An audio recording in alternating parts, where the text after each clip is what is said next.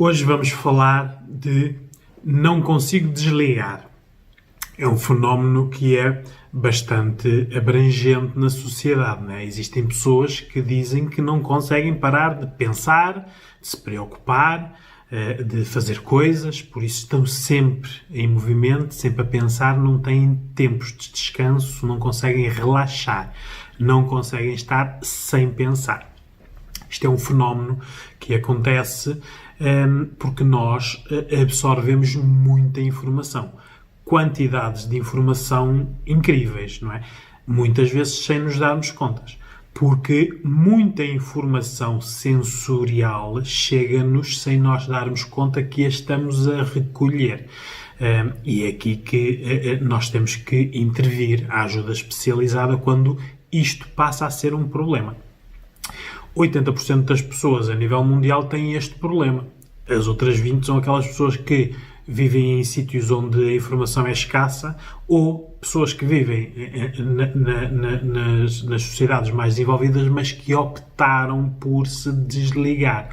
As pessoas que praticam as meditações, os relaxamentos profundos, pessoas que mudaram o estilo de vida. Porque este problema é uma consequência de um estilo de vida, de uma sociedade cada vez mais frenética, capitalista, consumista, em que não deixam o ser humano estar relaxado. Por isso, as pessoas estão sobrecarregadas de responsabilidades, de compromissos, de objetivos, de metas. Isto são pensamentos recorrentes que estão sempre a incomodar-nos. Isto gera muito mau sono. Não é? Ora, o mau sono é o princípio do descalabro da nossa vida, não é? Quem não dorme bem não está bem em nenhuma área.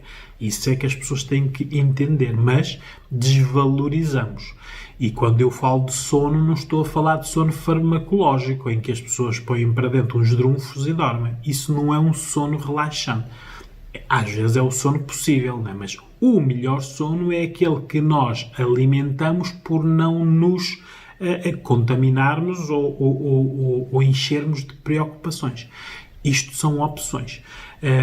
Muitas vezes estas pessoas dizem que mesmo a dormir não conseguem desligar. Claro, não é? Isto às vezes é um problema que os pensamentos ganham vida. Muitas vezes estão lá dentro da nossa cabeça a dizer epá, olha, tenho aqui uma ideia genial, não desligues, porque se tu dormires vais-me esquecer. Claro, não é? As ideias, os pensamentos, as preocupações depois ganham forma, porque ocupam-nos, não é? Por isso, isto tem origem, esta overdose de informação tem origem em tudo. Olha, na família, nos filhos, nos parceiros e nos pais, nas mães. Né? Tudo o que envolve outras pessoas envolve informações. Né? Olha, mãe, faz-me aquilo. Olha, mãe, olha, e o que é isto, mãe? E disseram-me isto na escola. Tudo isto é informação que o nosso cérebro está a processar enquanto estamos a fazer outras tarefas. Por isso, muita desta informação nós estamos a recolhê-la, mas não estamos a analisá-la. Estamos a guardá-la, que depois processamos mais tarde, quando deveríamos estar a descansar, a relaxar. Pode ter origem no trabalho, não é? Nas tarefas que nos dão, nos objetivos. E os objetivos é uma grande preocupação para estas pessoas que acumulam muita informação, porque têm um objetivo de X tempo, têm que fazer determinada tarefa em determinado tempo. Os prazos aqui é importante, não é? Quanto mais curtos forem os prazos, mais dificuldades nós vamos ter em selecionar a informação. Depois também pode ter origem num foco, né? Uma preocupação. Né? Nós podemos ter uma preocupação, por exemplo, emocional, né? Um problema de uma morte de alguém, de uma doença de um filho, de um divórcio, ou dívidas.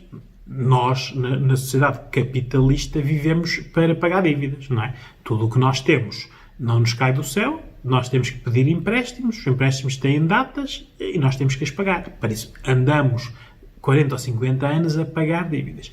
Isto são opções de vida, porque os 20% das pessoas que não se preocupam, não é? Muitas delas tomaram a opção de não ter nada, não é? Alugam, não compram, consomem menos, compram menos, Ora, se consomem menos, compram menos, não têm que ter ordenados tão grandes, em funções que são mais exigentes. Né? Isto são opções de vida. As pessoas geralmente tomam estas opções de duas maneiras. Ou porque veem alguém que tomou essa opção e essa pessoa está mais feliz, por isso veem por comparativo e querem igual. Ou então têm esgotamentos e doenças mais graves e veem realmente que têm que parar e mudar de vida. A origem também pode ser o entretenimento. Muitas vezes nós achamos que o entretenimento não nos ocupa a atenção, mas ocupa. Sempre nós vemos um filme, uma série, as séries piores ainda porque envolve a antecipação. Numa série nós queremos sempre saber o que se passa no episódio seguinte, não é? E as notícias, não é? Sejam elas na televisão ou nas redes sociais, que são feitas para nos preocupar.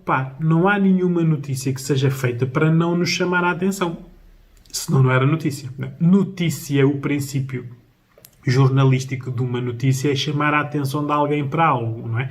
Por isso, aqui um bom princípio é nós começarmos a desligar, o que é muito difícil hoje em dia. E depois temos a origem que podem ser pontuais, não é? Eu vou fazer uma prova, um exame, vou ter o meu exame de condução, vou-me casar, vou-me divorciar, um dilema, não é? Alguém nos põe um dilema que nós ficamos a pensar nele para ver qual é a melhor decisão. Por isso, nós estamos sempre invadidos 24 horas por dia por informação, porque mesmo as pessoas a dormir recolhem informação. Por exemplo, as pessoas que dormem junto aos aeroportos e às estações de comboio, por exemplo, não é? Elas dormem, mas já se habituaram aos barulhos dos aviões e dos comboios. Mas quando há esses barulhos de X em X tempo, o nosso cérebro está a registrar essa cadência. Por isso é que essas pessoas, geralmente, quando depois mudam de casas para sítios onde não têm os barulhos dos aviões ou os barulhos dos comboios, têm o sono afetado porque falta-lhes a cadência que estava habituado para o registro de dormir. O nosso cérebro absorve tudo, não é? Eu geralmente, quando estou a fazer intervenção nas pessoas que têm este problema, dou aqui assim uma mnemónica para as pessoas compreenderem, porque cada vez isto passa a ter mais gravidade. É preciso as pessoas entenderem, não é? Imaginem uma piscina, não é? Uma piscina que está a ser alimentada por uma torneira, não é? Por isso, a torneira está sempre a correr para dentro da piscina. Nós somos a piscina. Por isso, estamos sempre a ser alimentados por aquela torneira, não é? Como é que nós fazemos para que a piscina não tenha tanta quantidade de água, não é? Ou não fazemos nada e esperamos que, pelo calor e evaporação, a água desapareça, mas claro, não é? Ela entra mais depressa pela mangueira do que sai pela evaporação, não é? Ou temos amigos que sejam nossos amigos e compreendam a nossa situação e vão buscar uns baldes e estejam a tirar água da piscina, não é? Por isso está a entrar água da torneira e os amigos estão a tirar água da piscina, não é? Ou, se vocês tiverem amigos que não gostem nada de vocês, podem ter amigos que, em vez de estarem a tirar baldes de água da piscina, estejam a pôr água na piscina, juntamente com a torneira, não é? Ou a piscina pode ter um buraco e começa por esvaziar pouquinho até o buraco aumentar, estragar a piscina e esvaziar a água toda. A isto chama-se um esgotamento, que é quando nós estamos cheios de informação e já não a conseguimos gerir, por isso isto num período longo de tempo, nós quebramos, não é? O corpo cede. Por isso, esta mnemónica nós temos que saber, porque só há uma maneira de nós não termos tanta quantidade de água na piscina, não recorrendo a amigos ou não havendo um buraco na piscina, não é? Porque pela evaporação é lento, não é? A única maneira é nós fecharmos a torneira. Ora, nós nunca pensamos em fechar a torneira, não é? Porque a torneira é que está a alimentar a piscina, não é? Mas nós estamos sempre com o problema é tirar água da piscina, não é deixar de pôr água na piscina, não é? O que nós temos que fazer aqui é, há pessoas que são uma piscina e em vez de estar uma torneira, estão lá 10 torneiras a alimentar a piscina, não é? Cada um tem as preocupações que deseja, não é? E as que permite. O que é necessário aqui é que tudo isto gera consequências, não é? Olha, stresses, as pessoas estão sempre em stresses, é sempre uma hiperatividade, a pessoa não descansa, está sempre frenética, impacientes, claro, né? Porque estão sempre à espera de resolver as situações, frustrados, porque muitas situações não conseguem resolver, não é? Irritados, não é? Porque geralmente as pessoas ficam irritadas porque lhes falta tempo para ter mais tarefas ou realizar as tarefas. Dá sempre um mau sono, que gera cansaço, fadiga, má memória, pronto, muitas consequências negativas. A má memória, não é? A pessoa tendo má memória tem um déficit de atenção, não consegue, por exemplo, ler um livro sem reler uma frase, não é? Como também não consegue estar concentrado ou focado em algo, não é? A nossa memória retira-nos muitas capacidades. Geralmente as pessoas, quando estão assim, isolam-se, não é? Porque acham que isolando-se conseguem gerir melhor a informação. Claro que tudo isto só tem um destino, que é um esgotamento, não é? Se nada for feito, há um esgotamento. O esgotamento e estas preocupações sempre é o patamar anterior aos transtornos de ansiedade. Quando vocês tiverem um transtorno de ansiedade, é muito mais complicado sair do transtorno de ansiedade do que resolver a situação agora, não é? Porque isto tudo tem a ver com a maneira como nós analisamos a vida e a opção de escolha do que nós queremos fazer, se 2 coisas bem feitas ou 50 mal feitas. Isto nas crianças, nas idades desconstruído, nas crianças nós temos que, para não acontecer esta hiperatividade, nós temos que não exigir demasiado de uma criança, porque ela é uma criança, não é um adulto, não é? Porque muitos pais têm hoje em dia muito orgulho a dizer ele só tem 6 anos, mas já faz coisas de adulto, não é? Não deviam ter esse orgulho, porque ela é uma criança. Vocês estão a espelhar muitas vezes os vossos insucessos, porque vocês naquela idade não tinham aquelas capacidades e agora sentem-se orgulho de terem posto o vosso filho de 6 anos a fazer coisas de adultos. Ensinem-lhes a brincar e a divertir e a socializar, porque elas ainda são crianças e isso é um direito que vocês lhes estão a vedar. Depois, regular o tempo e as tarefas, né? Dar-lhe as tarefas suficientes para ela fazer e o tempo suficiente para ela fazer as tarefas, para não haver frustração. E ensinar o relaxamento, através do exercício físico ou de atividades que as crianças vejam como prazerosas. Nos adolescentes é muito importante recentrar no que é que o adolescente quer, porque é uma faixa etária que dispersa e depois as pessoas admiram-se de haver 200 ou 300 mil adolescentes nem trabalham nem estudam, claro, porque isto é uma dispersão tal que eles não sabem o que é que querem fazer, o que é que hão de fazer, o que é que sabem fazer, nada, porque não têm foco, não foram direcionados. Deixaram-nos andar ao Deus dará e depois andam nos jogos, andam nas séries, andam nos filmes, andam nas modas, andam nos bloggers, agora são youtubers, não fazem nada, não é? Depois temos os adultos, não é? Que isto, a seguir vem o passo de serem adultos ansiosos e depressivos, não é? São os que eu chamo os drogados legais, não é? Andam em multidões, milhões de pessoas que só funcionam porque andam drogados com fármacos, não é? Sem os fármacos as pessoas não conseguiam funcionar. E a economia exige que eles funcionem, não é? Depois temos os idosos. Estes idosos estão mais desgastados. Claro que quanto mais desgastados estão, mais funções perdem mais cedo, não é?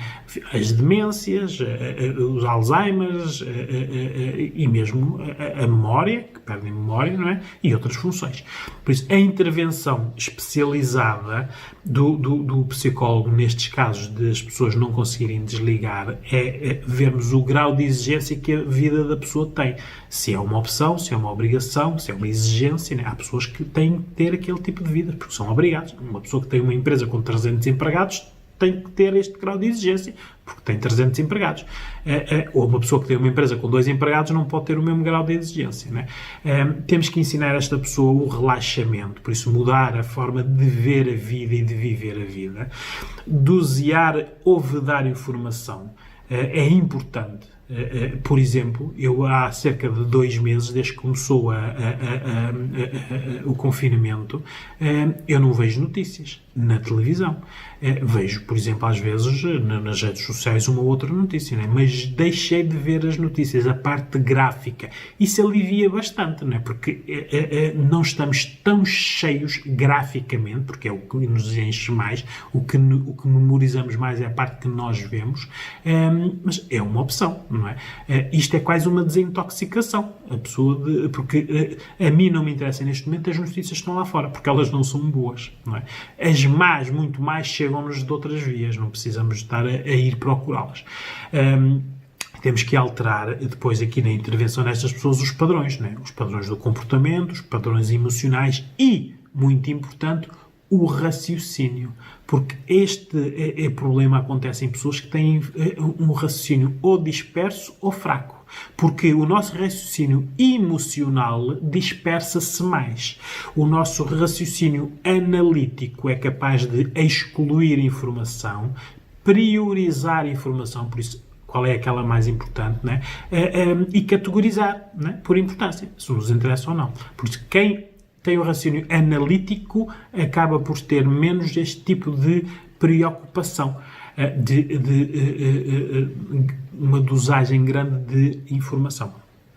Isto, a preocupação e as informações e as nossas tarefas é um vício, né? Que nós associamos muitas vezes à competência, não é? O que nós queremos mostrar aos outros é que conseguimos fazer muitas coisas em pouco tempo. Não é? Isto tem muito a ver com o outro, não é? Como é que o outro nos avalia, e nós nunca queremos ser mal avaliados. Gostamos sempre de dizer que somos multitarefas. Não é? Por isso, isto não envolve uma especialização, por isso nós nunca fazemos as coisas bem. Fazemos muitas coisas, mais ou menos. Não é? É impossível fazer muitas coisas bem. Para fazer bem tem que haver especialização. Especialização é fazer menos. Menos, mas bem. E vivemos menos. Né? Estas pessoas vivem menos tempo do que as outras, apesar de estarem todas vivas. Se viverem ambas, duas pessoas 50 anos e uma tiver este tipo de vida e outro que for uma pessoa que sabe dosear, que sabe escolher, sabe viver com menos, que tem menos grau de exigência, elas vivem as duas os mesmos 50 anos, só que uma vive melhor que a outra. Não é? Por isso, aqui só há um conselho, não é? Ou param, ou acabam por parar. Porque o corpo obriga-vos, o corpo e o vosso cérebro, né, obriga-vos a parar. Claro que quando vos obrigar a parar é da pior maneira. Né? Estamos aqui a falar depois dos esgotamentos, que são muito difíceis de recuperar. Estamos a falar de todos os sintomas físicos e doenças que vêm dos stresses e das ansiedades. E o aceleramento do vosso envelhecimento. Né? Estas pessoas têm mais probabilidade dos Alzheimer's e das demências, porque estão a saturar o seu corpo, não é? O seu cérebro e as partes físicas, não é? É importante as pessoas saberem parar.